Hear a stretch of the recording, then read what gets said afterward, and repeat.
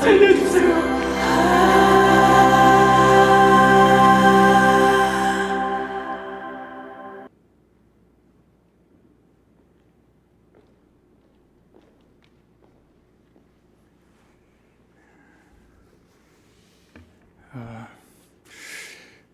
분위기가 아주 좋습니다.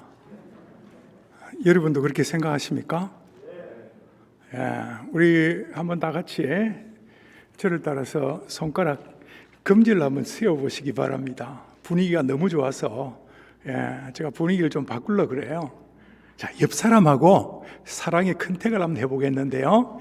하나, 둘, 셋 하면 검지를 맞추는 거예요. 세 번까지 안 되면은 뭔가 수전증이 있거나 아니면은 사랑의 마음이 없거나 좀 문제가 있다고 저는 생각을 하고 싶습니다. 자, 옆 사람 한번 바라보세요. 홀수가 되어서 혼자 있는 분은요, 자기 손가락 한번 맞아보세요. 자, 셋, 제가 세알리겠습니다. 세 번 세알릴 때까지 맞춰야 되는 거예요. 예. 그러니까 상대방을 뚫어지게 보고 딱 준비해야 되겠죠. 자, 하나, 둘, 셋. 잘 맞았습니까? 아, 훌륭하십니다. 예. 그럼 그 옆에 다른 분들한테 다시 한번 하나, 둘, 셋.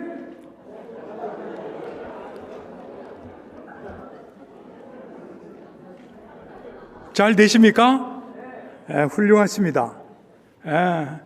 너무 이렇게 마음이 캄하면 이제 강의 듣는데 그렇게 도움이 안 될 것 같아서 갑작스럽게 제가 제안을 해보았습니다.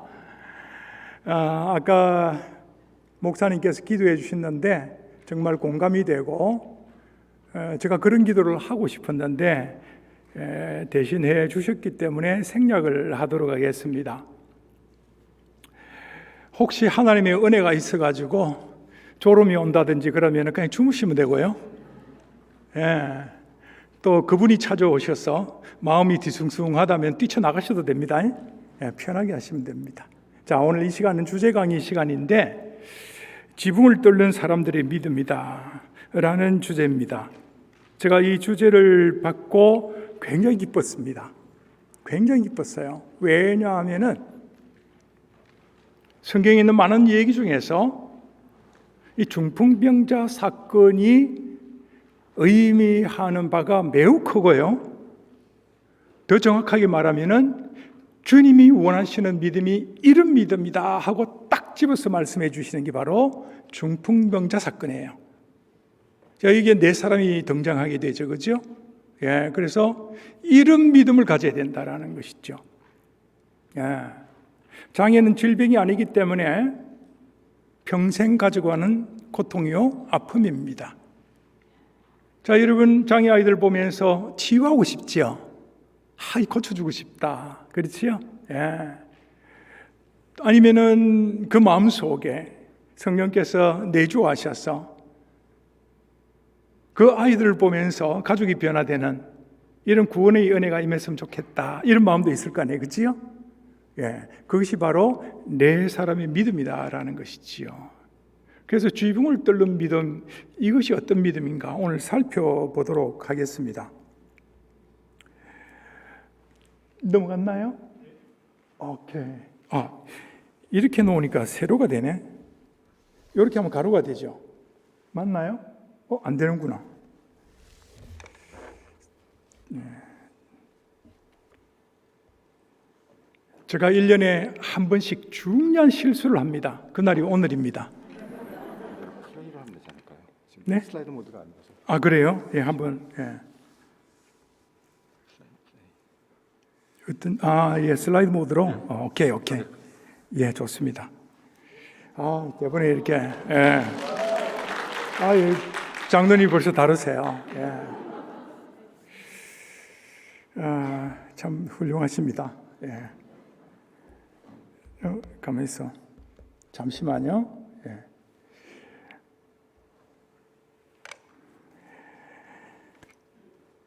자, 오늘 주님이 주신 말씀을 한번 읽어보도록 하겠습니다. 우리 다 같이 읽어볼까요? 시작. 오직 성령이 너희에게 마시면 너희가 권능을 받고 예루살렘과 온 유대와 사마리아와 땅끝까지 이르러 내 증인이 되리라. 우리가 그리스도의 증인이 되었습니다. 이것은 우리의 선택이 아니었고 하나님의 선택이었습니다. 그렇죠? 자식이 부모를 선택할 수 없듯이 하나님께서 우리를 자녀로 삼아주셨고, 그리스도 안에서 하나님의 자녀가 된 사람들은 선택의 여지 없이 그리스도의 증인이라는 사실이지요. 그러니까 우리는 평생 그리스도의 증인으로서 살아가야 된다라는 것이죠. 저 자신을 생각해 볼 때 굉장히 부족하고 힘이 연약하고 부패한 사람이었다라는 것을 옛날이 아니라 지금도 깨달아요. 발에 밟히는 먼지 같은 존재인데 그럼에도 불구하고 이 자리에 서서 하나님의 은혜를 나눌 수 있다는 것은 전적인 하나님의 은혜였다. 저는 그렇게 생각합니다. 그래서 은혜 가운데 살았고 은혜 가운데 이끌림을 받고 앞으로도 하나님의 전적인 은혜에 힘입어서 저는 살아갈 것입니다. 그거는 저나 여러분이나 똑같다고 저는 생각합니다. 특별히 이 가운데 있는 분들은 연약한 지체들을 사랑해서 연약함의 신비를 깨닫고 또 그것을 전하기 위해서 모인 분이라고 저는 생각을 해봅니다. 제가 말씀드리고 싶은 것은 복음의 정의는 그리스도의 모범을 따르는 사람이다라는 것이지요. 예수께서 연약한 자를 사랑하셨고 연약한 가운데 사역을 하시다가 결국은 십자가라는 연약한 자리, 최고의 연약한 자리에서 연약한 몸으로 돌아가셨어요. 그런데 굉장히 큰 의미가 있죠. 연약한 자리, 누구도 고통의 그 자리에 앉기 싫어하지만은 주님이 고통을 담당하심으로 말미암아 하나님과 죄인이 화목한 그야말로 용서의 자리가 되지 않았습니까? 그러니까 정인의 사역이 어떤 사역이냐 하면은 바로 용서를 선포하고 주님의 고통을 내 고통으로 안으면서 평생 고통당하며 살아가는 사람이 정인이다라는 것이지요. 내가 예수 믿기로 작정하고 고통을 외면한다면은 무언가 안 맞는 거지요. 그러니까 정인으로 부름을 받았다 하면은 이제 죽었다 생각하고 평생 살아야 된다, 이 말씀입니다.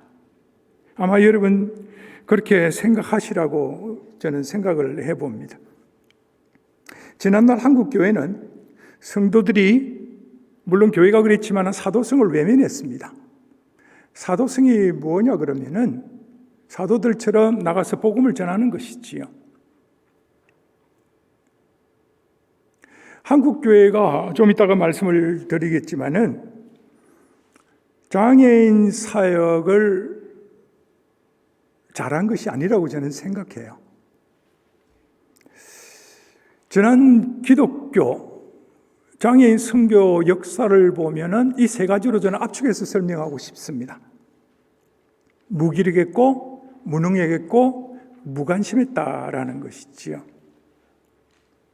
1885년에 언더우드 아펜젤러 선교사님이 오고 또 로제타 홀이라는 선교사님이 평양에서 장애인 직업시설을 만들고 여성 장애인들을 교육시키면서 복음을 전했지만은 그 이후로 지금까지 뚜렷한 패러다임을 갖고 장애인 선교를 하는 모습이 안 보였다라는 것입니다.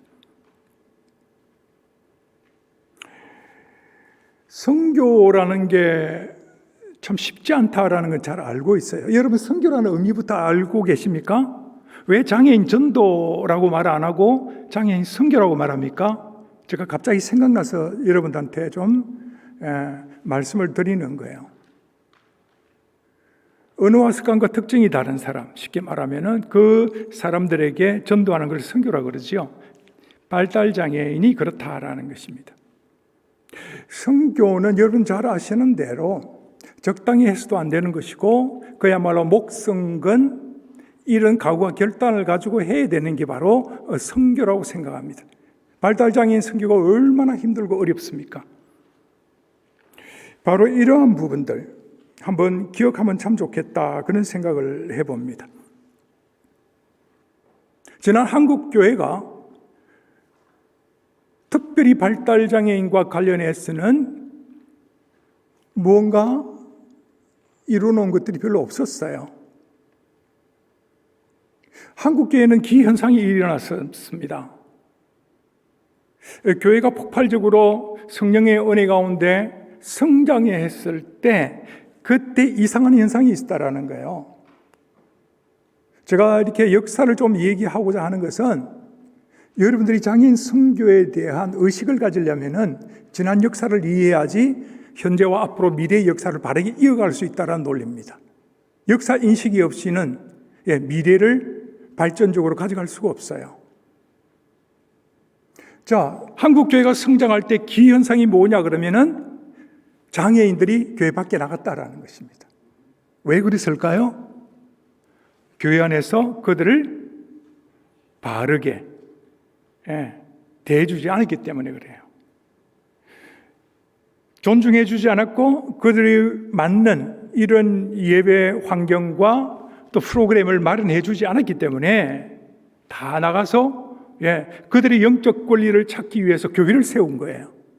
시각장애인 교회, 청각장애인 교회 이렇게 해서 많이 생겨났었어요. 여러분 생각해 보세요. 장애인들이 있는 교회가 건강한 교회일까요? 장애인이 없는 교회가 건강한 교회일까요? 이것도 저것도 잘 모르시면은 저 따라오시면 돼요. 장애인이 있는 교회가 건강한 교회다. 그러니까 장애인이 없는 교회도 장애교회고 장애인만 있는 교회도 장애교회예요. 뭔가 잘못됐다라는 것이지요. 그런데 왜 장애인들을 교회가 무관심했는가? 아까 말씀드린 이유 외에도 아주 노골적인 얘기를 한다면은 장애인들은 교회의 성장에 별로 도움이 안 되기 때문이다 라고 생각하는 것이죠. 자, 그래서 일부러 나가라고 내보내지는 않았지만은 무관심함으로 말미암아 장애인들이 나가게 되었다. 그런 역사가 오래 지속되었습니다. 자, 복음의 그 정체성을 보면 복음은 차별이 없잖아요. 그렇죠? 그래서 예수님께서 말씀하실 때 너희는 가서 모든 민족으로 all kind of nations 이렇게 말씀하고 있어요. 그 안에는 장애인이 포함될까요? 안 될까요? 당연히 포함되지요. 그런데 교회가 주님의 명령을 애써 거부한 거예요. 그나마 한국에서 장애인 사역을 했다 그러면은 여기도 계시지만 미랄 정도. 저는 그래서 미랄도 그렇게 좋게 평가를 안 합니다. 왜냐하면 제가 미랄 이사로 3년 반에 있었기 때문에 미랄이 어떤 사역을 했는지 제가 잘 알거든요. 그래서 이게 참 문제가 많다 그런 생각을 저는 하고 있었습니다. 지금 한국의 장애인 선교는 거의 없다시피 합니다. 새로운 패러다임을 갖고 사역하고 교회가 예배를 중심으로 하는 이 패러다임을 갖고 사역한 지가 얼마 되지 않는다라는 것이죠. 그래서 제가 보기에는 지난 역사는 장애인 중심으로 한국 기독교 역사를 볼 때 잊혀진 역사였다. 그렇게 보고요. 그래서 이제 앞으로 사역은 어떻게 가져가야 되느냐. 복음의 정인들, 특별히 연약한 자를 사랑하는 저와 여러분들이 이제 잊혀진 역사를 비전 있는 역사로 바꿔가야 된다. 어떻게 바꿔가야 되느냐? 순종함으로. 한 영혼이 천하보다 귀하다라는 이 주님의 말씀처럼 우리가 한 영혼에 집중하는 사역, 이것을 함으로 잊혀진 사역을 비전 있는 역사로 바꿔가야 된다. 저는 그렇게 생각을 합니다. 좀 더 구체적으로 한국 기독교 장애인 선교의 문제점을 보면요, 전문 사역자가 교육받지 못했다라는 것이죠. 다시 말해서 발굴되고 훈련받고 현장에 파견되지 못했다라는 것입니다. 그럴 수밖에 없는 게 한국의 신학교에서 장애인 신학을 가르친 학교는 한 군데도 없습니다. 지금은 있는지 모르겠지만은 제가 알기로 지금도 없어요. 그러니까 신학교육을 받은 목사님들이 장애에 대한 이해가 없으니까 목회를 하더라도 장애인에 대한 이런 관심이 없을 수밖에 없지 않겠습니까? 교회 리드를 하고 있는 목사님들이 비전이 있어야 되는데 문제는 장애인에 대한 또 장애인 사역에 대한 비전이 없다라는 것이죠. 그에 대한 헌신과 또 장애인 사역을 할 만한 능력 또 교육이나 경험이 없기 때문에 장애인 선교가 그들만의 리그가 돼버린 거예요. 그러니까 하나님이 개별적으로 주신 은사와 그 비전을 따라서 헌신하고 메마른 광야에 나가서 곡괭이 들고 땅을 팠던 그야말로 미라리 정신을 가지던 사람들이 그나마 장애인 선교라는 것을 명맥을 이어오고 있다라는 것이죠. 항상 그래요. 정이 많은 사람들이 복음이 정의될 필요는 저는 없다고 생각합니다. 하나님의 마음에 합한 사람, 진짜 목숨을 건 사람, 그런 사람들이 복음의 정인으로서 주님의 사역을 계승한다고 저는 생각합니다. 선교 기간도 마찬가지입니다.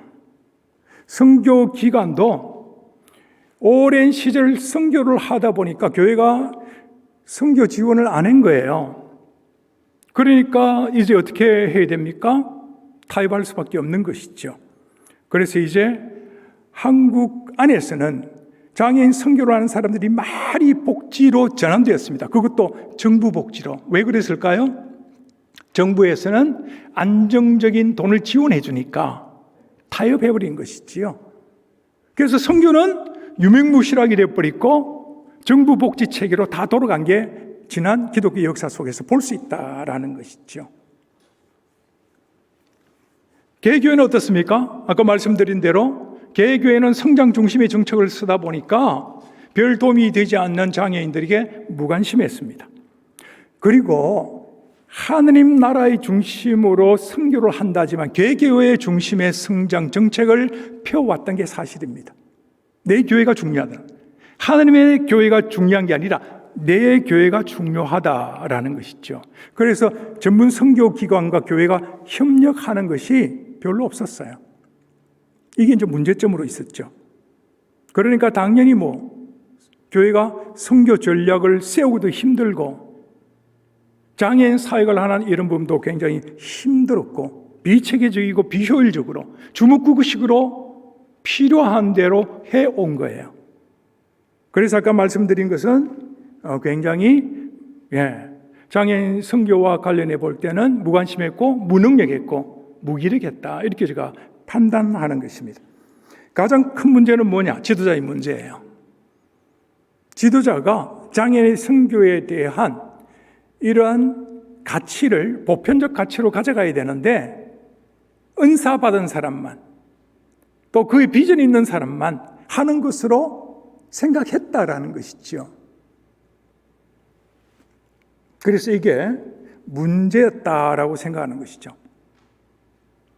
너무 사명에 충실한 것이죠. 다시 말하면 사명이라는 것은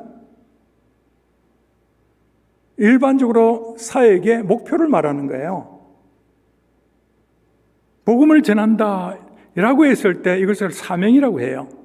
제가 표현할 때 비전이 뭐냐? 그 사명을 이루기 위해서 어떤 방향으로 달려갈 것이며 어떤 대상에게 복음을 전할 것이며 어떤 특성을 가지고 사역을 하는가, 이게 비전이라고 저는 생각해요. 사명은요 누구나 다 갖는 거예요. 저는 기도원 생활을 오래 했는데 기도원 가면요 개도 방언한다고 그러더라고요. 사명은 누구나 갖는 거예요. 그러나 사명을 갖고 사역할 수는 없어요. 왜냐하면 하나님의 부르시는 정인마다 비전을 주시기 때문에 비전을 찾고 비전을 붙들고 비전을 향해서 목숨 건 다름질이 있어야 된다라는 것이죠. 이것이 하나님이 원하시는 사역자예요. 그런데 하나님이 주신 비전 없고 사명 안에서 자기 멋대로 마음대로 목회를 이끌어가는 것은 자기 목회지 하나님의 목회가 아니다라는 것이죠. 이게 바로 한국 기독교 역사의 문제점이었습니다. 그래서 장애인 선교의 가장 큰 문제는 뭐냐? 지도자의 문제다라는 것이죠.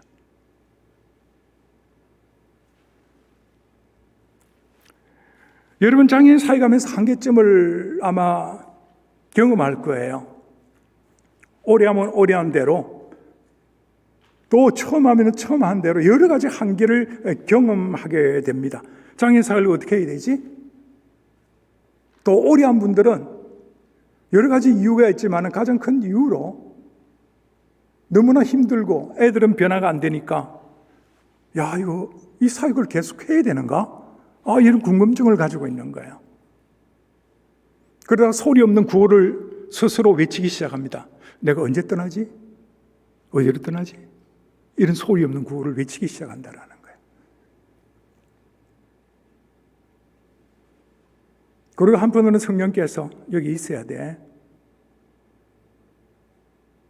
그런 말씀을 들려주기도 합니다. 그러나 그런 소리는 잘 안 듣죠. 그런데 많은 교육자들이 같은 경우에는 마땅히 다른 것을 선택할 게 없기 때문에 그냥 그 자리에 머무는, 그야말로 타협해버리는 이러한 사역을 한국에서는 많이 하고 있어요. 그래서 비전을 갖고 달리는 사역자는 결코 현재에 만족하지 않는 사람입니다. 왜냐하면 비전의 특성이 어떤 한계 상황이 닥쳐온다 할지라도 그걸 극복해 나갈 수 있는 힘이 바로 비전에 있기 때문에 그래요. 정체는 진체로 이어지거든요. 그래서 현재와 타협하지 않고 만족하지 않고 하나님이 주신 그 비전을 향해서 끝까지 자기 목숨 걸고 달려가는 것이 바로 복음의 정인이다라는 것입니다. 그래서 장애인 사역을 하다 보면 많은 분들이 자기 안목에 자기를 가두어두는, 그러면서 사역을 하는 분이 많이 있다라는 것이죠. 그래서 장애인 사역을 오래 할수록 다양한 한계에 갇히게 돼요. 한계라는 의미를 잘 이해해야 되는데 일반적인 의미는 뭡니까? 한계는 자기가 극복할 수 없는 어떤 지점이다 라고 해서 포기해버리게 되는데, 복음의 정인이 생각하는 한계는 뭡니까? 하나님을 바라보는 시점이다. 하나님을 의지하는 시점이다. 그래서 내 자아를 내려놓고 내 삶의 모든 주권을 하나님께 맡기고 그 한계를 돌파하는 것이 바로 복음의 정인이 생각하는 한계라는 것입니다. 여러분 이해하세요? 그런 의미에서 오늘 중풍병자의 내 친구의 믿음을 살펴볼 필요가 있다라는 것입니다. 오늘 내 친구의 믿음은 제가 분석해 본 결과 이 세 가지로 압축되고 있습니다. 그들이 어떤 믿음을 갖고 있었느냐? 희생하는 믿음을 가지고 있고, 그 다음에 낙심하지 않는 믿음을 가지고 있었고, 그 다음에 모험하는 믿음을 갖고 있었다. 이 세 가지를 기억하시기 바랍니다. 제가 나중에 시험 칠 거거든요. 잘 적어 놓으세요. 네. 자, 그래서 이 세 가지를 제가 설명을 해 드리겠습니다. 아마 중풍병자 사건 가지고 목사님들이 설교도 많이 했고, 그래서 여러분 한두 번은 다 설교를 들어서 내용을 잘 이해하고 있다고 저는 생각합니다. 자, 오늘 본문의 말씀 한번 읽어볼까요? 여기 보이시는 분 한번 읽어보시기 바랍니다. 시작. 사람들이 한 중풍병자를 네 사람에게 메워가지고 예수께로 올세. 3절에 보면은 메고 왔다라고 이렇게 되어 있어요. 지금 같으면 차에 태워서 오겠지만은 그 당시에 환경과 여건을 봐서는 굉장히 어려운 상황이 있겠죠. 그러니까 메고 왔다라는 것이죠. 얼마나 먼 거리를 달려왔는지 몰라요. 그리고 이 배경이 되는 게 유대 아닙니까? 그러니까 중동의 뜨거운 햇볕 아래 이제 중풍병자를 끙끙 땀 흘리면서 메고 왔다라는 것입니다. 그리고 한번 생각해 보세요. 그때나 지금이나 중풍병자들은 불치병이라고 선고받는 분들입니다. 고칠 수가 없다라는 것이지요. 그런데 중풍병자를 어떻게 하든지 젊은 청년 예수가 있는데 그분에게 찾아가면 뭔가 기적이 일어나더라. 소문은 들었겠죠. 그래서 예수한테 간다고 땀을 삘삘 흘리면서 이제 데리고 갑니다. 동네 사람들이 어떻게 말할까요? 예수를 잘 모르는 사람들 비난과 조수를 아마 할 거예요. 저 어리석은 친구들 저거. 그렇게 생각하지 않겠습니까? 중풍병이 무슨 고침을 받는다고 저런 바보 같은 짓을 하느냐. 이 내 친구는 그런 조소와 비난 이런 것들을 전부 다 듣지 않았다라는 거예요. 왜? 오직 내 친구를 살려야 된다. 이 하나 생각 때문에. 그래서 모든 사람들의 조소, 조롱, 비난 이건 다 거절하고 오직 예수께 찾아왔다라는 것을 제가 말씀을 드리는 것입니다.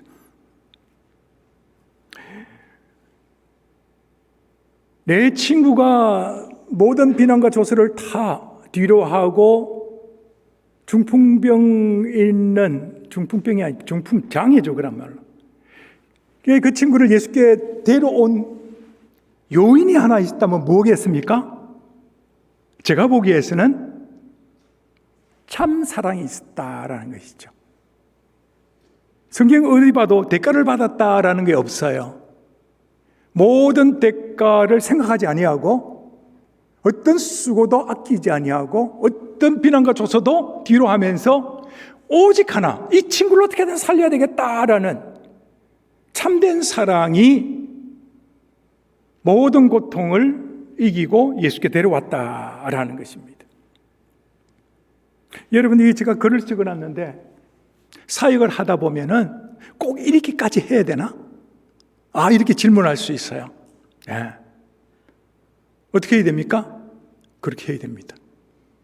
네. 주님께서 원하시는 사랑, 우리에게 주셨던 사랑은 어떤 사랑이죠? 조건적인 사랑이 아니죠. 무조건적인 사랑이에요. 참 사랑입니다. 갈보리 십자가의 사랑이죠. 오직 친구가 나아지기만 한다면, 고침받기만 한다면 그 이상 큰 대가가 없다라는 것이죠. 그래서 오직 그것만 생각하고 달려왔다라는 것입니다. 자, 결과론적으로 보면은 고침받았어요. 그죠? 뿐만 아니라 영원히 구원받았습니다. 우리가 잘 아는 대로 성경에서 말씀하시는 생명 구원의 법칙이 있습니다.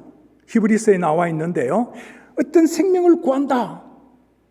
내가 이 생명을 구원하고 싶다. 치유하고 싶다.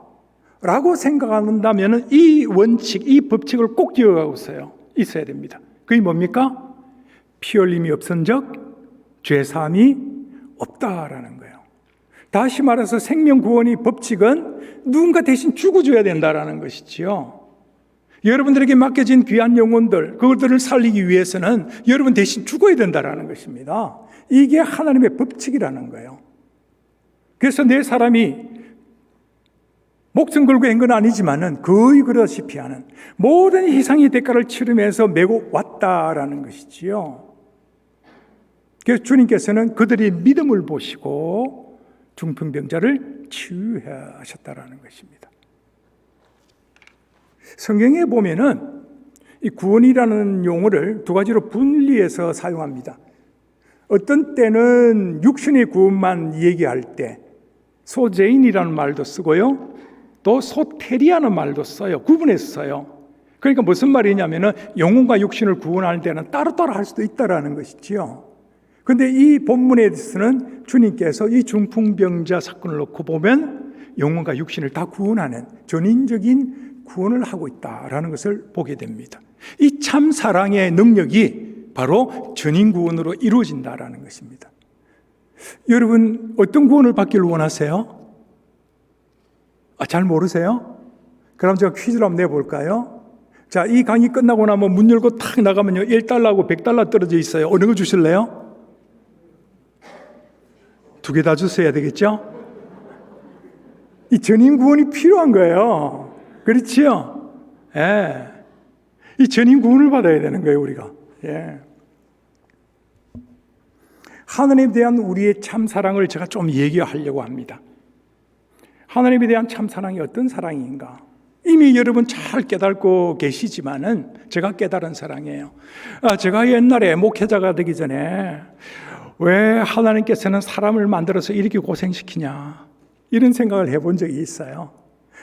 선악과 그 따먹지 못하게 딱 하지. 왜 다 암시롱 따먹게 만들어가지고 사람 고생시키고 그렇고 뺑뺑 돌리고 죽게 만드냐. 제가 그게 굉장히 불만이었습니다. 그때는 깨닫지 못했지요. 제가 신학하고 목회할 때도 잘 깨닫지 못했어요. 그런데 어느 날 장애인들이 깊은 고통의 그 10년으로 들어가면서 제가 그걸 깨달았어요. 자, 한번 생각해 봅시다. 하나님께서 에덴 동산에서 아담과 이브를 불러놓고 뭐라고 했습니까? 다른 여러 나무의 실과는 다 먹되 선악을 알게 하는 이 실과는 먹지 말아라. 하나님이 아담과 이브가 불순종하는 것을 알고 있었을까요? 몰랐을까요? 몰랐다고 볼 수 있다고 말할 수 없다고 생각할 수 있습니까? 헷갈립니까? 여기는 미국이니까 미국으로 표현해. 헷갈리제이션? 아셨죠? 불순종하는 줄도 아셨어요. 자, 불순종하면 그때가 뭡니까? 고통당하며 살고 죽음에 이른다라는 것입니다. 자, 그러면 하나님께서 아시는데 아시면서 왜 그렇게 말씀하시고 약속을 했는가? 하나님의 약속은 틀림없이 지켜야 되거든요. 사랑하는 자녀, 자신의 형상을 닮은 아담과 이브를 죽여야 되는 이러한 사건 알면서도 그걸 행하셨다라는 것입니다. 자, 그런데 중요한 것은 이거예요. 하나님이 아담과 이브를 만드실 때, 우리 모두를 만드셨을 때 하나님의 형상을 닮은 사람으로 만들었는데 자유의지를 주셨어요. 그렇죠? 자유의지를 주셔가지고 우리가 하나님의 말씀에 순종할 수도 있고 불순종할 수 있는 삶을 선택하게 만들었다라는 것이죠. 그렇지요? 예.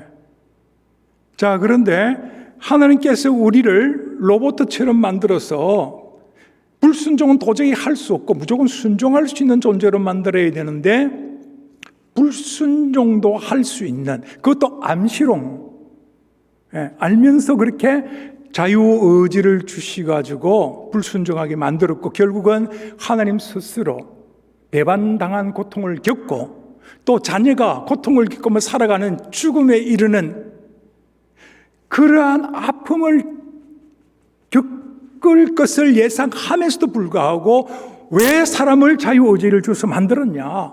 그 답이 뭐겠습니까? 여러분 생각해 보셨어요? 답 아시는 분 손 들어보세요. 괜찮아요. 손 들어보세요. 예. 하나님의 형상, 그래서 저희가 지혜를 받았잖아요. 네.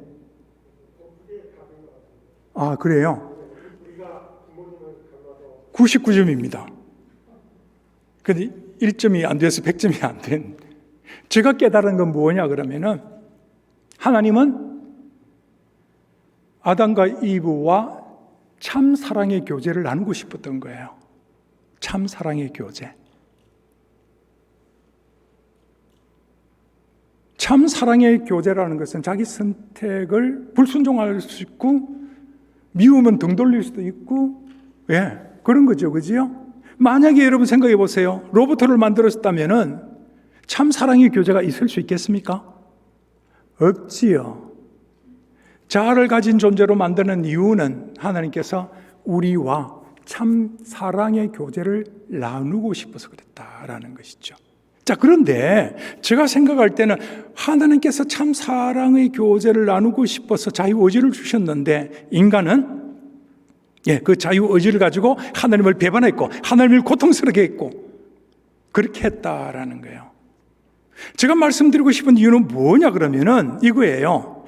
참 사랑을 하기로 작정했다면은 배반당하는 고통, 또 나를 등지고 나의 눈물을 흘리고 가슴을 후비파는 그런 아픔을 준다 할지라도 인내하며 그 사람을 끝까지 품고 사랑해야 된다라는 것입니다. 이게 참 사랑이라는 거예요. 내가 언제까지 너를 사랑하겠다. 내가 너를 고통을 이 정도 주면 더 이상 사랑할 수 없어. 이건 참 사랑이 아니다라는 거예요. 참 사랑이라는 것은 무조건이에요. 상대방이 내 의지와 상관없이 아무리 상처를 주고 힘들게 만든다 할지라도 무조건 용서하고 무조건 인내하면서 그를 품는 게 참사랑이다라는 것입니다. 이해되십니까? 제가 그걸 깨달은 거예요. 단테의 신곡을 제가 옛날에 읽어봤는데 단테의 신곡 중에서 보면은 지옥에는 13가지 방이 있답니다. 제일 끝에 방, 13번째 방이 누가 가는 방인 줄 아세요? 배반하는 사람들이 가는 방이랍니다. 배반의 고통이 얼마나 아픈지 아시죠? 여러분 한 번, 두 번 고통을 당하시는데 여러 가지 고통의 스펙트럼이 있어요. 그 가운데 가장 아픈 게 뭡니까? 그 중에 하나가 인간적인 배반을 당하는 고통이에요. 그것도 가장 가까운 사람한테 배반당하는 것. 하나님의 바로 그런 꼴 아닙니까? 자기가 자기 형상으로, 그렇죠? 생명을 줘서 만든 피조물이 나를 배반했다. 얼마나 분노할 수 있는 사건입니까? 그럼에도 불구하고 하나님께서는 어떻게 했습니까? 그를 부르기 위해서 쫓아다니시죠. 그래서 하나님의 관점에서 지난 역사를 볼 때는 사람들은 도망가는 것이고 하나님은 도망가는 자를 끝까지 쫓아가는 그런 역사다라는 것이지요. 참 사랑이 바로 이런 거예요. 여러분 한두 번 죄를 지어봐서 알잖아요. 저는 죄를 얼마나 많이 지었는지 몰라요. 그래서 저는 구원받았다 하지만은, 그리고 사역자로 복음의 증인으로 부름받았다 하지만은 버리도 할 말 없고 모른다 실제라도 대꾸조차 할 수 없는 존재인 것을 저는 너무나 많이 깨닫고 있어요. 그럼에도 불구하고 하나님께서는 하나님의 신실한 약속을 끝까지 놓지 아니하고 지금까지 저를 기다리시고 붙드시고 은혜 베푸시며 복음의 증인으로 사용하신다는 게 얼마나 감사한지 모른다라는 것입니다. 주님께서 우리에게 참 사랑을 보여주신 피날레는 뭡니까? 십자가에 달려 돌아가는 거잖아요. 그 십자가, 그 사건은 가장 고통스러운 자리입니다. 그러나 그 자리가 하나님과 죄인이 화목하는 자리였고 용서를 선포하는 자리였고 다시 한번 변질된 우리들이 주님의 형상으로 다시 한번 변화되는 그러한 형질 변경을 이루는 축복과 능력의 자리가 십자가의 자리였다라는 것입니다. 그 은혜를 우리가 잊고 살아가는 건 아니겠습니까? 이게 참사랑이에요. 자, 요전에 이랬습니다. 우리가 하나님의 은혜로 말미암아 영적 변화를 가져왔고, 그리고 하나님의 자녀로서 예수 그리스도의 제자로서 복음의 증인으로서 정말 멋진 신분으로 가지고 살아가는데 하나님의 약속은 변함이 없어요. 그래서 우리가 앞으로 수많은 죄를 또 지을 건데 그럼에도 불구하고 우리를 끝까지 지키시고 천국까지 견인하시며 하루가 천년 같고 천년이 하루 같은 주님 나라에서 왕도로 하실 거예요. 믿으시기 바랍니다. 이게 바로 참 사랑이라는 거예요. 이 사랑을 갖고 여러분 사역하신다는 말을 저는 드리고 싶은 거예요. 여러분 배반하는 사람 어떻게 해야 됩니까? 용서해야 되고요. 하나님께서 여러분들에게 장애자를 맡겨놓으셨잖아요. 장애인을. 그리고 그 장애인을 돌보면서 다양한 고통을 겪으실 거예요. 이 가운데는 부모님도 계신다면요. 부모라는 직분을 가지고 평생 고통을 당하면서 살아야 돼요. 그런데 그것이 참사랑이라는 거예요. 그런데 부모에 대한 참사랑은 나중에 또 말씀드리겠지만은 하나님께서는 이처럼 배반당하고 고통당하면서 지금까지 우리를 기다리시고 있는 그 참사랑을 보여주셨는데 우리도 그 참사랑을 가지고 사역을 해지 되지 않겠는가, 그것을 말씀드리고 싶다라는 것입니다. 참사랑이 아니면은 생명을 구원할 수가 없어요. 생명을 주님께 인도할 수가 없다라는 것이죠. 뭔가 기적을 보려면요, 참사랑이 있어야 돼요. 그게 하나님의 법칙이다라는 것이죠. 그런 의미에서 제가 질문합니다. 여러분 어떻게 헌신합니까? 적당히 사랑합니까?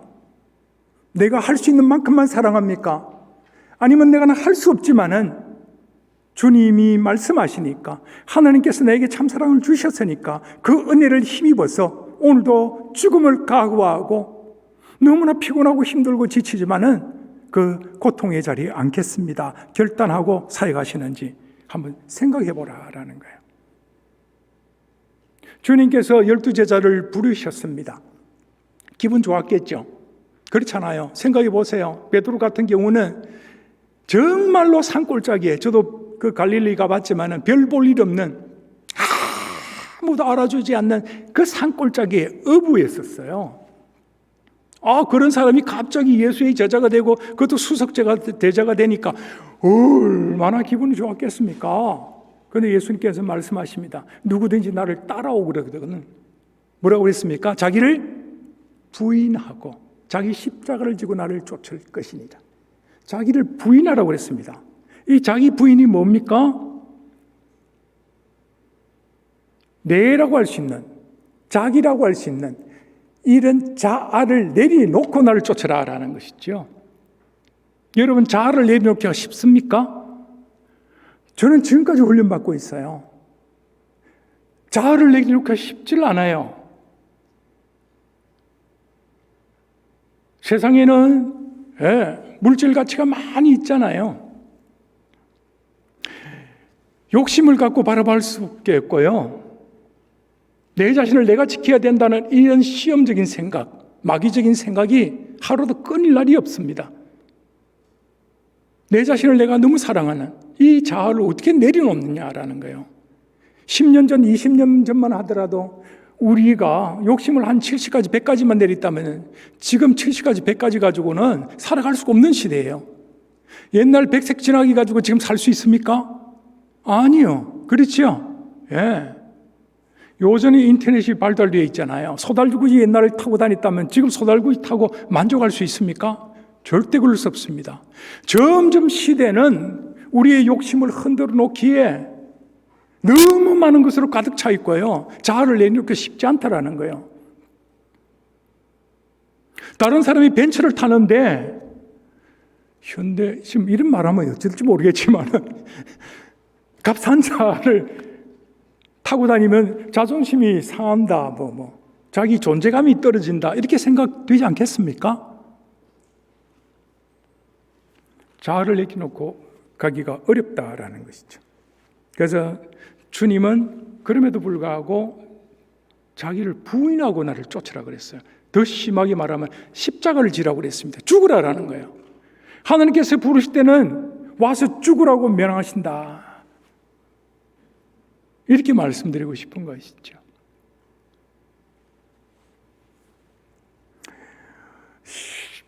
심리적으로 말하면 우리 안에 뭐가 있습니까? 원자가 있고, 그 다음에 자아가 있고, 초자라는 게 있죠. 조금 설명을 드리자면, 저도 이제 공부해서 알려드리는 거예요. 여러분 옛날에 한번 심리학 공부하든지 조금 이렇게 배우셨을 거예요. 예. 원자라는 게 뭡니까? 본능으로 움직이는 것이죠. 감각으로 움직이는 거예요. 어린아이일수록 원자에 충실하게 되겠죠. 그죠? 자아는요, 이성적이고 합리적인 거예요. 그러니까 우리가 세상 살아가면서 이성을 많이 사용하잖아요. 거의 절대적이지요. 합리적인 모의를 쫓고, 그지요? 근데 그걸 다 내리놔라라는 것입니다. 초자라는 것은 양심적인 명령에 따르라라는 것이죠.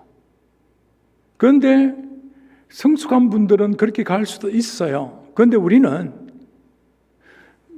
믿음이라는 걸 가지고 하나님의 말씀에 우리 자신을 내려놓고 절대적으로 순종하는 그런 삶을 살아야 되는 사람입니다. 자, 그래서 우리가 어떻게 헌신해야 되는가, 이 부분에 있어서 네 사람의 믿음, 첫 번째 믿음, 다시 말하면 참 사랑으로 희생의 대가를 치르면서 헌신하는 이 부분이 꼭 있어야 되겠다, 그런 생각을 하는 것이죠. 저희 선생님이자 제가 존경했던 오카노 목사님이라고 계시는데 그분이 제자훈련하면서 첫 번째 강의가 광인론이에요. 미쳐야 된다. 저는 100% 공감합니다. 여러분, 거룩한 주님의 이름으로 사역하는 것은요, 어떤 것이라도 사소한 것이 없습니다. 그렇지 않겠습니까? 예, 믿음으로 변화된 사람은요, 마당을 쓸더라도, 빗자루를 쓴다 할지라도 나는 하나님의 나라의 한 구덩이를 쓸고 있다라고 생각하는 사람이에요. 작은 것도 중요하게 생각하고 사소하게 내버리지 않는 것을, 그 사람을 믿음 있는 사람이라고 그러지요. 참 사랑이라는 게 쉬운 게 아닙니다. 참 사랑인 게 목숨을 걸지 않으면요, 미치지 않으면은 참 사랑을 할 수가 없어요. 여러분이 이미 참 사랑을 받았고 또 참 사랑을 하고 싶잖아요. 그렇잖아요. 그렇다면은 어떻게 해야 됩니까? 목숨을 줘야 되는 거예요.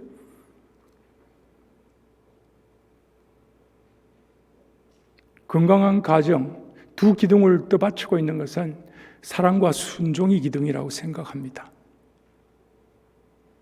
참 사랑이에요. 참 사랑. 순종은요, 100% 순종하는 거예요. 안 그러면 기둥이 흔들리고 가정이 깨집니다. 십자가를 지고 고통의 10년으로 들어가야 되고요, 고통의 언저리에서 맴돌면요, 하나님의 참 사랑을 경험도 못할 뿐 아니라 하나님의 능력을 체험하기 어렵습니다. 저희 경험 보면 그래요. 고통의 10년으로 들어가야 됩니다. 자, 두 번째, 낙심하지 않는 믿음입니다. 자, 한번 읽어볼까요? 또 시작. 많은 사람이 모여서 문 앞에까지라도 들어설 자리가 없게 되었는데 예수께서 그들에게 도를 말씀하시더니, 이거 몇 분까지 강의해야 되죠? 40분. 예, 감사합니다.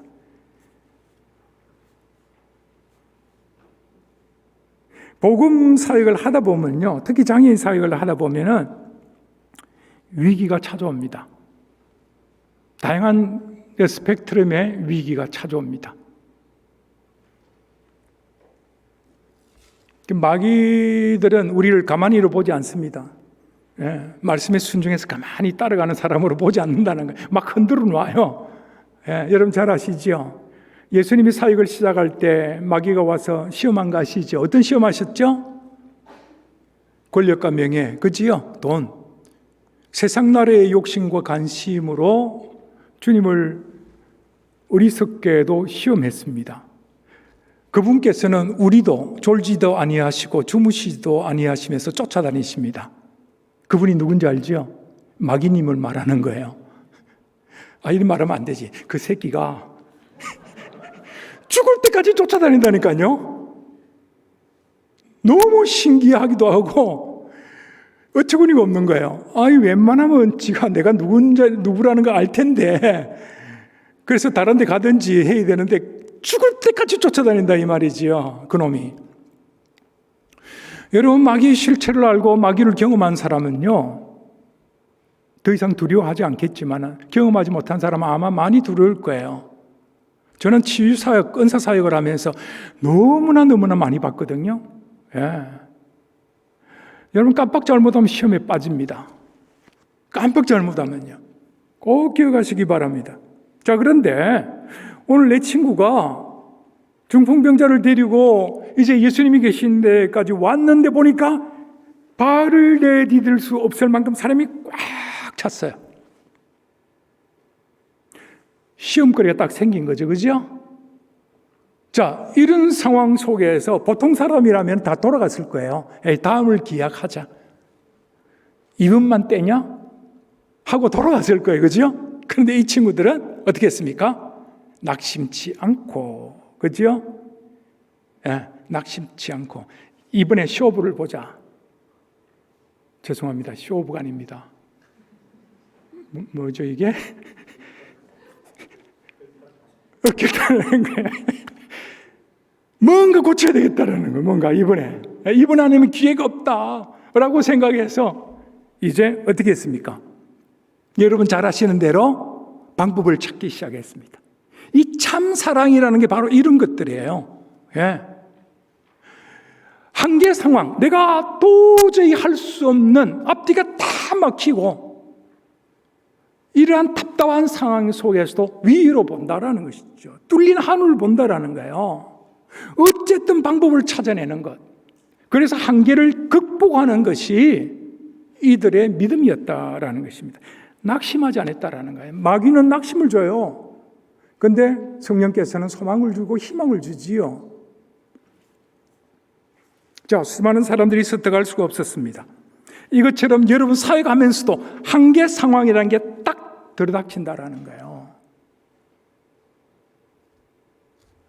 그래서 여러분 한계 상황을 잘 이해해야 된다는, 아까 제가 말씀드렸듯이 세상 사람들은 한계라는 이러한 단어와 의미들을 포기, 좌절, 굴복, 다음 기회로 이렇게 생각하지만 믿음 있는 사람들은 어떻게 합니까? 내로서는 능력이 안 돼. 내로서는 이 환경을 돌파할 수 없어. 그래서 하나님을 바라보자. 하나님을 의지하자. 이게 한계의 의미예요.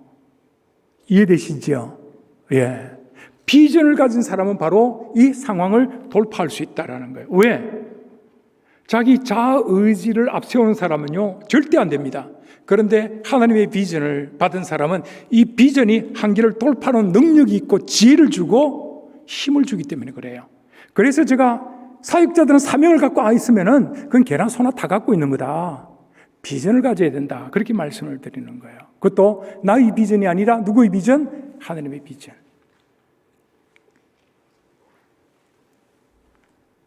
장애인 사회가면서 여러 가지 한계를 느낄 겁니다. 왜 교회가 우리한테 관심을 갖지 않나? 왜 무관심하지? 왜 성도들이 무관심하지? 10년이나 되었고 20년 지나가는데 왜 성도들이 관심을 갖지 않지? 왜 우리만의 싸움이 되고 우리만의 사역이 되지? 한계 상황이요. 이런 것도 올 수 있다라니까요. 왜 나는 맨날 파트 사역자지? 왜 우리 부서는 장애인이라고 그런지 왜 재정 조금밖에 안 주지? 또 여러분 사역하면서도 능력도 없는데 나를 교사를 세워놓고 나의 사역자로 생겨났는데 왜 하나님 은혜 주시고 능력 주시지 않지? 그만둬야 되나? 이런 한계. 또 그뿐만 아니라 불공정하다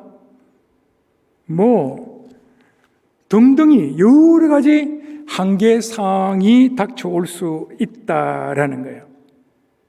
그 가운데서 여러분 오늘 배워야 될 교훈은 뭐냐면 낙심하지 않는 믿음을 갖고 있는 거예요. 여러분들이 분명히 하나님이 주신 믿음이라면 낙심하지 않을 것이고 자기가 갖고 있는 믿음이라면 낙심할 거예요. 그렇겠죠? 예, 그래서 한번 점검해 보는 이런 시간이 되었으면 참 좋겠습니다. 하나님의 비전을 소유하고 달리는 사람이 바로 진정한 복음의 정인이다라는 것입니다. 다시 말씀드립니다. 하나님이 자기 종들에게는 분명히 비전을 주세요. 그래서 비전을 붙들게 하고 앞세워서 달려가게 합니다. 그래서 어떠한 상황이 와도 절대 좌절하거나 굴복하거나 낙심하거나 타협하지 않는다라는 거예요. 이게 하나님의 비전을 가진 사람의 특징입니다. 고린도후서 4장 8절에 보면 바울 사도는 이렇게 합니다. 우리가 사방으로 우겨삼을 당해도 쌓이지 아니하며 답답한 일을 당하여도 낙심하지 아니하노니 성령의 사람의 특징인 거예요. 성령의 사람의 특징이 그렇습니다. 자, 우리가 왜 포기하지 말아야 되나? 포기라는 말은 언제 쓰는 단어입니까? 김장할 때 쓰는 단어지요. 예. 우리한테 포기라는 단어는 없어요. 왜? 하나님이 계시기 때문에. 그 단어를 지워버려야 돼요. 하나님은 능력자시잖아요. 그렇죠. 예. 하나님께서는 종종 한계 상황으로 우리를 이끄세요. 저 같은 경우 저는 무수하게 많이 그런 훈련을 받았기 때문에 잘 압니다. 이스라엘 백성들을 선택하고 광야 노정 40년을 걷게 하셨어요. 광야라는 말은 여러분 가보셨는지 모르겠지만 저는 시내 광야, 녹 광야, 바람 광야, 저는 광야를 다 이렇게 막 돌아다니 봤어요. 제가 풀 포기가 없어요. 한 포기가 없어요. 물이 없어요. 맥도날드도 없고요. 딱 죽을 수밖에 없는 상황이 광야 상황입니다. 그런데 하나님께서 왜 광야 상황을 이끄실까요? 여러분 왜 그랬을까요? 성경의 답은 뭡니까? 사람이 인생이 하나님의 입에서 나오는 말씀으로 살 것이니라. 예, 이거 가르쳐 주기 위해서. 사람이 떡으로 살 게 아니고 하나님의 입에서 나오는 말씀으로 산다. 다시 말하면 순종과 믿음으로 사는 게 바로 인생이다라는 것을 가르쳐주기 위해서 광야로 이끄시는 거예요. 그런데 제가 경험한 게 뭐냐 그러면 하나님의 사람, 복음의 정인, 비전을 갖고 달리는 사람은 누구나 다 광야를 경험한다라는 거예요. 이게 굉장히 중요합니다. 광야를 경험한다. 다시 말해서 순종의 덕목을 배우도록 한다. 이것은 하나님만 전적으로 바라보고 의지하라라는 것입니다. 다른 것으로는 생명을 유지할 수 있는 힘이 아니다라는 거예요. 그건 비본질이라는 거예요. 사람이 돈으로 사는 게 아니에요. 그 비본질이라는 거예요. 본질은 뭐냐? 우리는 하나님의 영을 가진 사람이에요.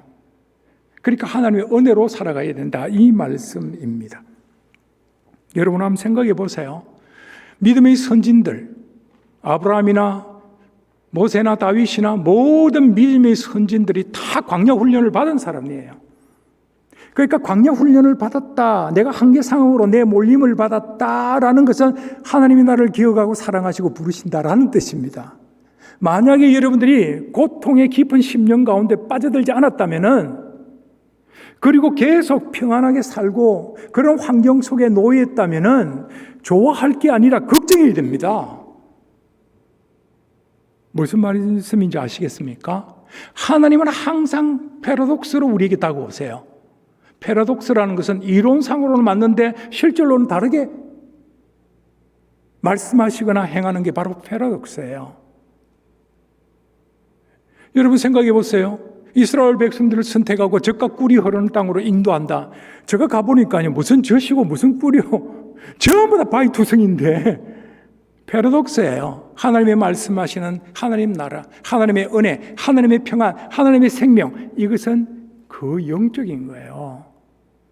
물리적이고 현상적이고 이런 눈에 보이는 것으로 하나님의 축복이라고 생각하고 은혜라고 생각한다면 여러분 속고 있는 거예요. 아닙니다. 다윗이 죄 지을 때마다 하나님께서는 광야에서 만나 주셨어요. 왜 그랬을까요? 광야에서 깎고 다듬기 좋기 때문에. 고통의 환경 속에서 다윗이 모난 인격과 잘못된 생각들, 강해진 자아들, 이런 걸 다 깎고 다듬기에는 사람이 살 수 없는 광야 상황이 가장 좋기 때문에. 여러분 성경을 보세요. 아브라함도 광야로 내몰았고 모든 사람들, 심지어 요셉도 인생의 광야인 노예 생활을 했죠. 광야로 다 내몬다니까요. 그래서 다윗이 다윗담을 회복한 것이 광야였고, 하나님을 만난 것이 광야였고, 하나님의 은혜를 깊게 체험한 것이 광야였다라는 것입니다. 그래서 고통엔 의미가 있는 거예요. 고통엔 뜻이 있는 거예요. 훈련받는 것입니다. 결국은 고통이 아무리 극심하고 그것이 끝남이 없는 고통이라 할지라도, 장애를 받고 평생 고통스럽게 살아간다 할지라도 감사로 바꿀 수 있는 믿음이 있어야 되는 것이죠. 여러분들에게 어떤 고통이 있다 할지라도 감사로 바꿀 수 있는 능력이 있어야 됩니다. 왜? 훈련이기 때문에. 하나님은 사랑하는 자에게 징계하시고 그 받으시는 아들마다 채찍질 하신다 그랬어요. 고통이 아니면은 도대체 말을 안 들어먹으니까 하나님께서 고통의 상속으로 인도하시는 것입니다. 여러분, 그래서 나의 신앙의 현주소는 무언가 생각해 보아야 됩니다. 제가 베드로 얘기해서 나중에 하늘로 올라가면 제가 혼날 것 같지만은, 베드로 수습제자 베드로 사도 얘기를 좀 해야 될 것 같습니다. 예수님께 부름받고 따라다니면서 으쓱으쓱하면서 굉장히 폼 잡았을 거라고 저는 생각해요. 그러나 언제 깨졌죠? 예수님이 죽음을 목전에 두고, 그렇죠? 그 믿음이 거친 믿음이라는 것이 발각되었습니다. 산산조각난 자신을 발견하게 된 것이죠. 자, 여기 말씀에 이렇게 되어 있습니다. 그가 저주하며 맹사하여 이르되 나는 그 사람을 알지 못하니라. 난 저 사람 알지 못한다. 예수라는 사람을 알지 못한다. 그러고 나서 곧 닭이 울더라. 성당에 가보면 왜 닭이 딱 있잖아요. 그죠? 예, 그거예요. 어웨이킹이라는 말이죠.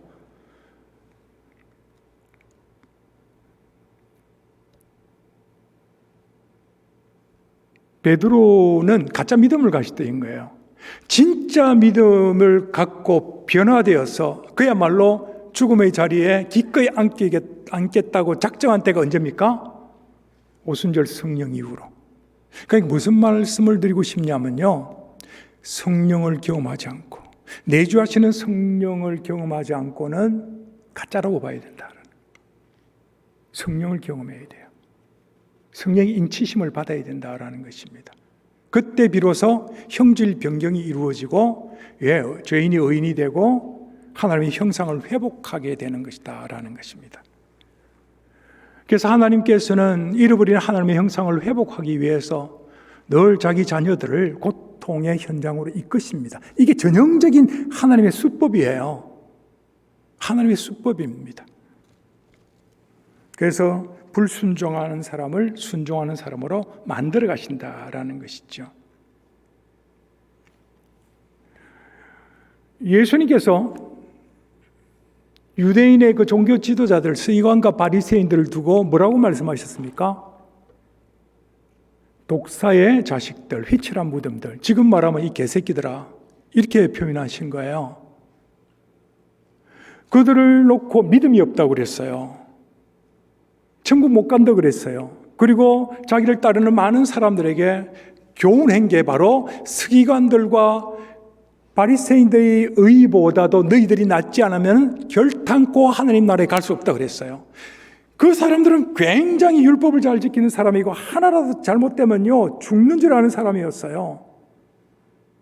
613개의 계명뿐만 아니라 수많은 또 보조 계명까지 만들어가지고 철저히 지키는 사람인데 예수님이 그들을 보고 믿음이 없는 사람이 들고 있어요. 믿음이 없는 사람, 천국에 못 가는 이유, 그게 뭡니까? 언행불일치라는 말이에요. 가르치는 것, 말하는 거하고 행동하는 거하고 안 맞다라는 거예요. 우리의 모습 속에서 언행불일치가 없는지 한번 살펴봐야 됩니다. 우리가 주님을 위해서 복음의 증인으로서 거룩한 하나님의 백성이요 예수 그리스도의 제자로서 살아가는 데 있어서 내가 결단했다면은 내 말과 행동에 불일치하는 점이 없는지 한번 살펴봐야 된다라는 거예요. 인생에 있어서 가장 큰 실패가 뭔지 아세요? 가난하고 못 배우고 못 사는 게 실패가 아니에요. 마지막 날 주님 나라 딱 갈 때 문 앞에서 거절당하는 게 인생의 실패인 거예요. 기억하시기 바랍니다. 우리 현주소 물어봐야 됩니다. 자, 마지막으로 세 번째, 지붕까지 뚫어야 돼? 자, 한번 말씀을 제가 읽을게요. 무리들 때문에 예수께 데려갈 수 없으므로 그 계신 곳에 지붕을 뜯어 구멍을 내고 중풍병자가 누운 상을 달아내리니 낙심치 않는 믿음이 결국은 모험적인 믿음으로 바뀌었습니다. 여러분, 모험해야 돼요. 모험해야 됩니다. 내 친구의 모험이란 어떤 것입니까? 어떤 것이죠? 여기 보이시죠? 지붕을 뚫는 거예요. 그 당시 유대 중동 지방에서는요, 굉장히 뜨겁잖아요. 그래서 제가 고고학적으로 이렇게 살펴보니까 그 당시에, 지금은 안 그래요.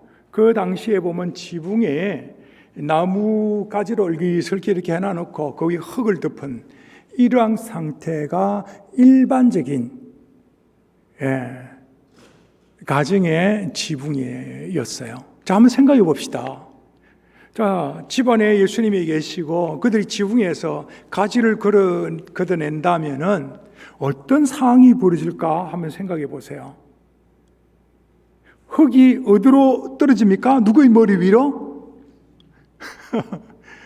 상상이 되시죠, 그지요? 이거는 쉽게 상상할 수 있는 거예요. 예수님 머리 위로 흙이 와장창 떨어지고 그러면은 제일 먼저 누가 몽둥이를 들고 뛰어 올라가겠습니까?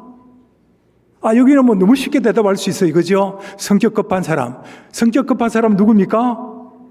예, 베드로. 불경죄로 죽는 거예요. 그렇죠? 어떤 비난과 조소를 또 받을지 모르고, 어떤 몽둥이 세례를 받을지 모르고, 쫓겨나갈지 모르고, 예. 이런 상황인데도 불구하고 이들은 모험을 했다라는 것입니다. 사람들이 볼 때는 이거는 도저히 아니야. 이거는 인간으로서 해서 안 돼. 주님을 경외하고 주님을 존경하고 주님을 사랑한다면 도저히 있을 수가 없어. 기다려야지. 다음 때를 기다려야지. 이렇게 생각돼야 될 텐데 이 사람들은 오직 내 생각에 뭐예요? 내 중풍병자 친구밖에 없는 거예요. 목숨을 걸었어요. 어떤 일을 당하도 어떤 희생을 치르더라도 친구를 살려야겠다라는 오직 이 하나의 일념을 가지고 지붕에서 가지를 걷어냈다라는 거예요. 자, 그런데 사람들은 아니나 다를까, 저기 저 손가락질 하는데 오직 한 분, 예수님은 뭐라고 했어요? 그거를 믿음으로 보신 거예요. 훌륭한 믿음으로 보신 거예요. 그래서 성경에 보면은 대부분 구원받고 치유받는 것이 본인의 믿음인데 유독 아주 소수로 나타나는 구원의 조건이 여기에 나타나는데 그것은 바로 친구들의 믿음을 보시고 중풍병자의 육신의 치유는 물론 영혼 구원까지 하신다라는 겁니다. 굉장히 중요한 부분입니다.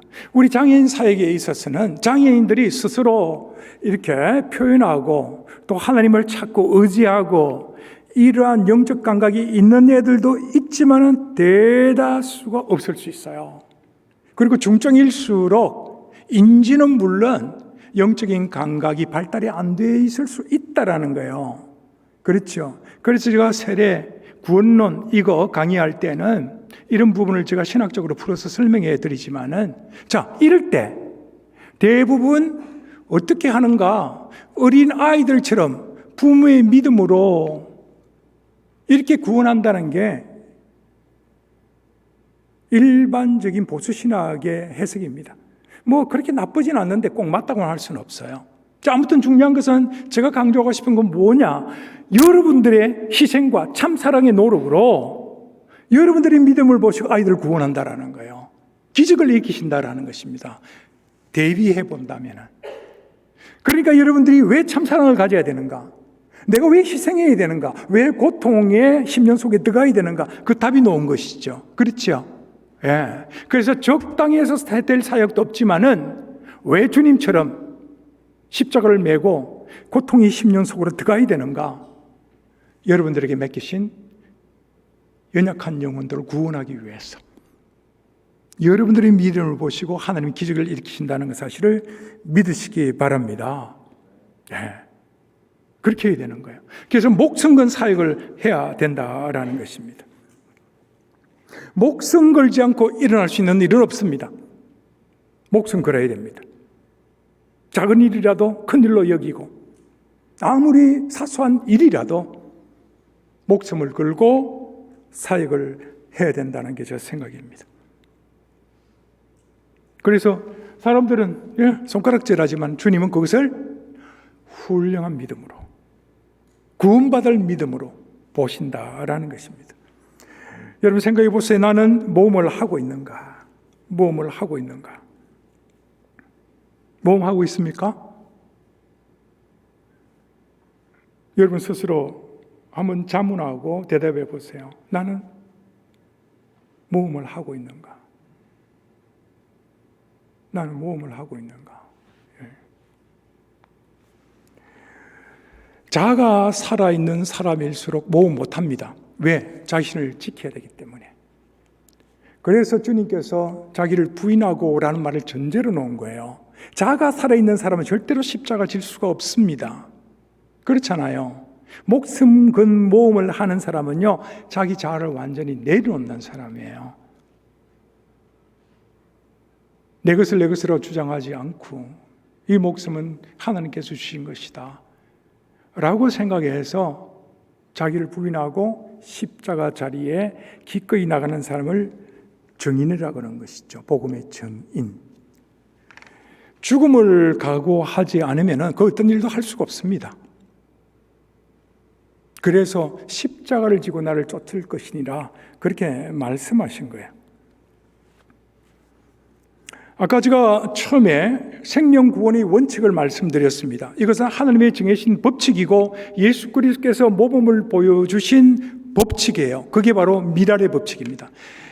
어떤 사람이 이렇게 해석해요. 하나님의 밀이 땅에 떨어져 썩지 아니하면, 비슷한 것 같은데 뭔가 틀린 것 같죠, 그죠? 뭐예요? 하늘의 미랄이 땅에 떨어져 죽지 아니하면, 이 말씀이에요. 썩지 아니하면 그거 틀린 거예요. 예. 어떤 목사님은 그렇게 얘기했어요. 교회가 이 세상의 유일한 소망입니다. 어떤 때로 보면 만든 것 같아요. 그건 틀린 말이에요. 누가 소망입니까? 주님이 소망입니다. 주님이 유일한 소망이에요. 엉터리 목회자들 많고요. 거짓 선지자들이 많은 시대예요. 여러분, 분별력이 있어야 되고 통찰력이 있어야 됩니다. 영적인 힘이 있어야 됩니다. 자, 내가 진실로 너희에게 이르노니 하늘의 밀이 땅에 떨어져 죽지 아니하면 하늘 그대로 있고 죽으면 많은 열매를 맺는다는 게 하나님의 법칙이라는 거예요. 이게 세상의 법칙일 수도 있어요. 하나님께서 여러분 죽기를 원하는 거예요. 죽으라라는 거예요. 그런데 죽는다는 데서 겁이 나지 않습니까? 죽어야 됩니다. 여러분 생각해 보세요. 썩으면 냄새 나잖아요. 변질되면 냄새 나잖아요. 내가 변질된 예수를 믿는 사람이다. 그러니까 신앙을 가진 사람이다. 라고 한번 생각해 보세요. 사람들이 내가 가는 곳마다 피하고, 내가 가는 곳마다 분열이 일어나고, 내가 가는 곳마다 뭔가 시험에 들고, 그러면 다시 생각을 해봐야 되지 않겠습니까? 그렇죠? 예. 그러나 주님의 원리대로 죽으면요, 절대로 이런 일은 없습니다.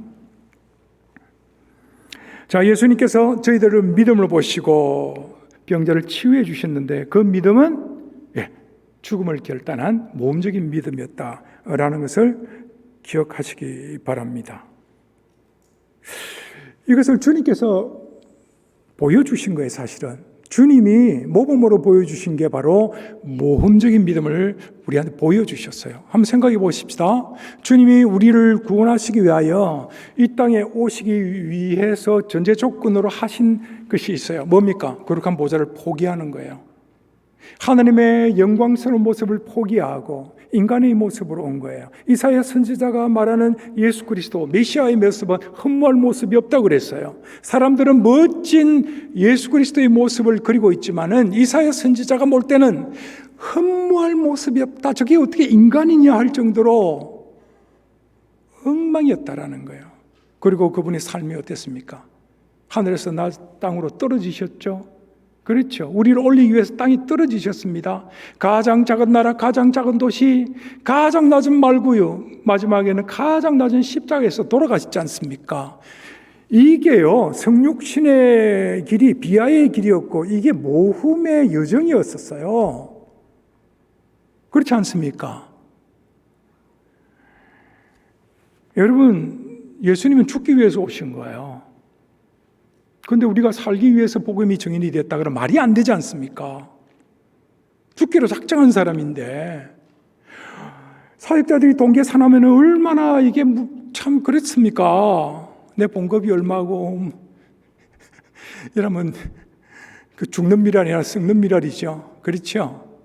교사도 마찬가지예요. 어떤 사역자도 마찬가지예요. 냄새나는 사역자 되면요 소망이 없어요. 그럼 빨리 그만두고 돈 벌러 가야 됩니다. 왜 시간 아깝게 와서 여기 사역을 하고 있겠습니까? 죽어야 됩니다. 죽으면 삽니다. 안 죽으면 안 됩니다. 자, 놀라운 역사가 일어납니다. 내 상을 가지고 집으로 가라. 집으로 가라. 자, 오늘 제가 열매 맺는 사역, 오늘 주제대로 지붕을 뚫는 사람들이 믿음이 있어야 된다라는 것을 제가 말씀을 드렸습니다. 지붕을 뚫는 사람들의 믿음 세 가지로 제가 말씀을 드렸습니다. 여러분 기억하시는지 한번 봅시다. 첫 번째 뭐지요? 희생하는 믿음. 두 번째, 예? 낙심하지 않는 믿음. 세 번째, 모험적인 믿음. 내용은 다 몰라도요. 딱 요 세 가지만 기억하시면 좋을 것 같아요. 주님이 그러하셨다라는 것을 한번 꼭 마음에 두시고 살아가시면 능력이 나타날 겁니다. 희생적인 믿음, 낙심하지 않는 믿음, 모험적인 믿음. 이 세 가지 믿음. 예, 이것을 가진다면은 여러분들은 생명을 구원하는 능력을 현장에서 경험할 수 있다라는 것입니다. 예수 그리스도께서 모험하신 것 우리가 익히 잘 알고 있습니다. 비하의 여정, 그렇죠? 그래서 십자가의 도가 믿지 않는 사람한테는 어리석다 그런 거예요. 우리한테는 지혜라는 말이 그 말이에요. 참 사랑의 원리, 그걸 가지고 실천하면서 우리를 구원하신 그 하나님의 능력, 그것을 우리가 알려야 되지 않겠습니까? 알리는데 그치지 않고 우리가 그 모범을 따라서, 그래서 역사를 계승하고 예수 그리스도께서 우리에게 명령하신 바 그 명령에 순종해서 하나님의 역사를 이 땅에 새롭게 심어가며 하나님 나라가 확장되는 복음의 증인으로서 이 사역을 감당해야 될 줄로 압니다. 우리 한번 말씀을 읽도록 하겠습니다. 다 같이 시작.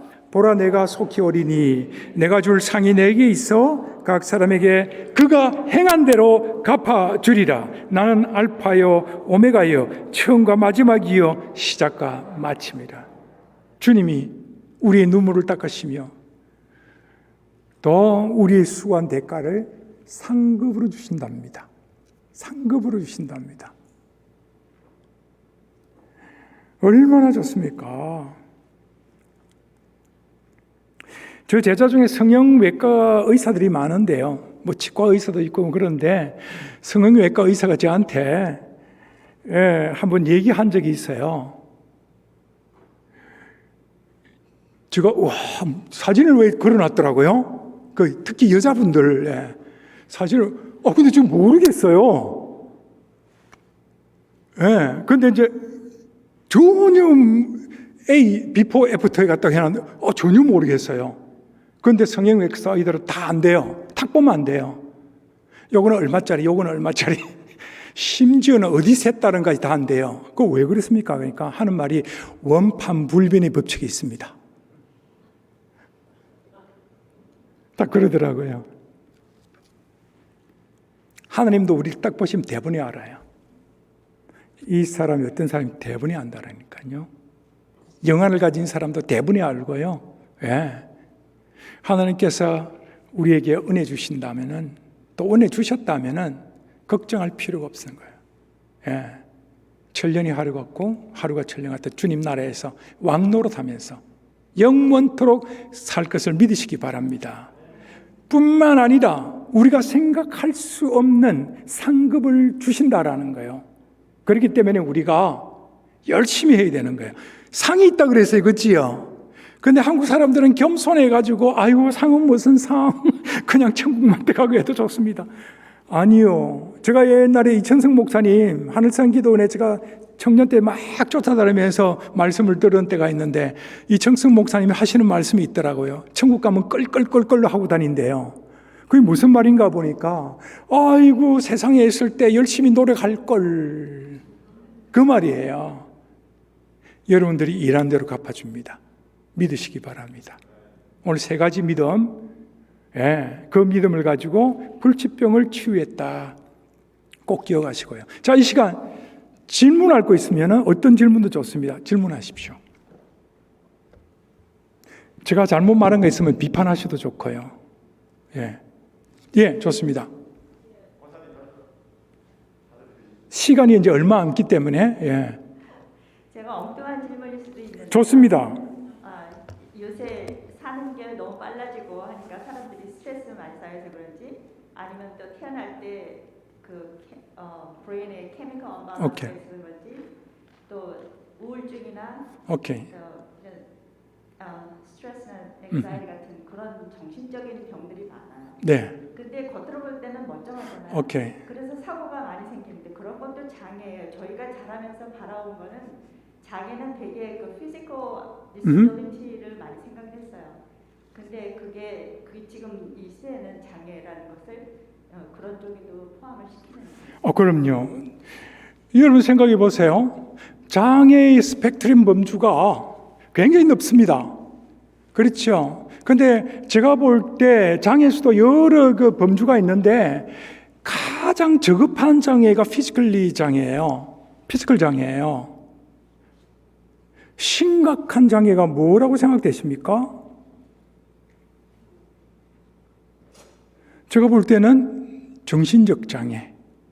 그러니까 사상이 잘못되어 있다든지 신앙보다는 신념을 앞세운다든지 자기 주관을 객관화시키고 뭔가 자기 가치를 보편적 가치보다 위에 올려놓고 그래서 자기 주관이 강해가지고 자기 생각이 강해가지고 가정에서 부부와 자녀들과 마찰을 일으키고 가정을 깨는 또 교회 오면 교회도 마찬가지로 자기 주관을 내세우며 자기 생각을 내세우면서 공동체에 적이 되는 사람들이 있다라는 거예요.